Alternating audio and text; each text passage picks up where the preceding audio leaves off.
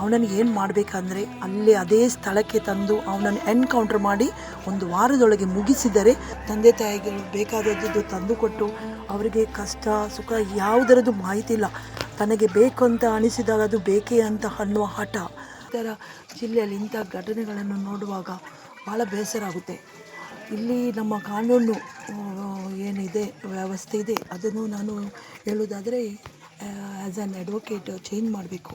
ಯಾಕೆಂದರೆ ಇವತ್ತು ಭಯನೇ ಇಲ್ಲ, ಏನು ಮಾಡಿದರೆ ನಡೆಯುತ್ತೆ ಎಂಬ ಏನೋ ಒಂದು ಈಗ ಜೀವನದಲ್ಲಿ ಹಲವಾರು ಘಟನೆಗಳು ನಡೀತವೆ. ಈಗಿನ ಮಕ್ಕಳಿಗೆ ತಂದೆ ತಾಯಿಗಳು ಬೇಕಾದದ್ದು ತಂದುಕೊಟ್ಟು ಅವರಿಗೆ ಕಷ್ಟ ಸುಖ ಯಾವುದರದ್ದು ಮಾಹಿತಿ ಇಲ್ಲ, ತನಗೆ ಬೇಕು ಅಂತ ಅನಿಸಿದಾಗ ಅದು ಬೇಕೇ ಅಂತ ಅನ್ನುವ ಹಠ.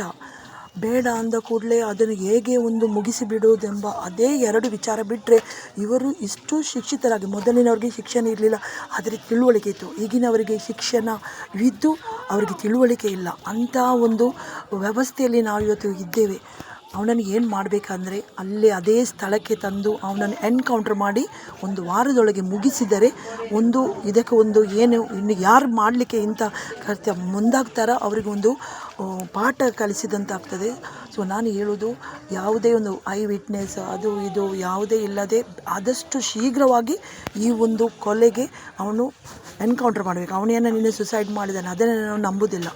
ಅವನಿಗೆ ಏನು ಶಿಕ್ಷೆ ಆಗಬೇಕು ಅವನಿಗೆ ಇಮಿಡಿಯೇಟಾಗಿ ಅವನಿಗೆ ಆ ಶಿಕ್ಷೆ ಮಾಡಿದರೆ ಮಾತ್ರ ಇಂಥ ಘಟನೆಗಳು ಇನ್ನು ಮುಂದೆ ಬರದಂತೆ ನಾವು ನಡಬೇಕು. ಈಗ ನಮ್ಮ ಜಿಲ್ಲೆಯಲ್ಲಿ ಮೊದಲೆಲ್ಲ ನಾವು ನೋಡ್ತಿರ್ಲಿಲ್ಲ, ಆದರೆ ಈಗ ಪದೇ ಪದೇ ಇದೇ ರೀತಿಯ ಒಬ್ಬನು ಮಾಡಿದ ನೋಡಿ ಇನ್ನೊಬ್ಬನು ರಿಪೀಟ್ ಮಾಡೋದು, ಈ ವೈರಲ್ ಆಗುವ ಈ ವಿಡಿಯೋಗಳನ್ನು ನೋಡಿ ಇನ್ನೊಬ್ಬರಿಗೆ ಅದು ಏನು ಆ ರೀತಿ ಮಾಡಿದರೆ ನಾನು ಕೂಡ ಹೋಗ್ತೇನೆ ಅಂಥ ಪರಿಸ್ಥಿತಿ. ಯಾಕೆಂದರೆ ಇತ್ತೀಚಿನ ದಿನಗಳಲ್ಲಿ ನೀವು ನೋಡಿ 2-3 ಕೇಸಸ್ ಆಗಿದೆ ನಮ್ಮ ಜಿಲ್ಲೆಯಲ್ಲಿ ನಡೀತಾ ಇದೆ ಅಂತ ಭಾಳ ಬೇಸರ ಆಗುತ್ತೆ.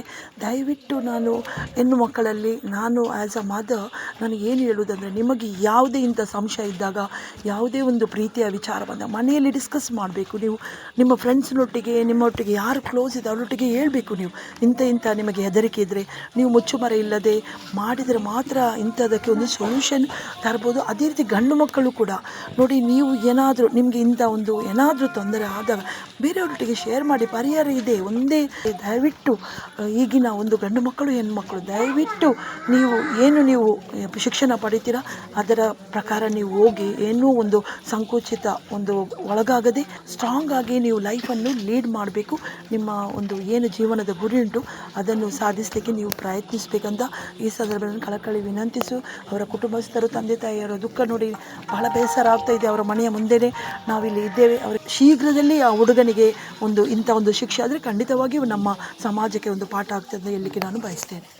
ಈ ಕಾರ್ಯಕ್ರಮದ ಪ್ರಾಯೋಜಕರು Gadiyar group of companies,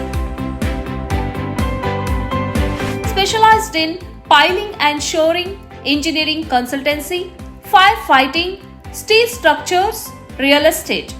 office SIT tower, silicon OSS, Dubai, UAE.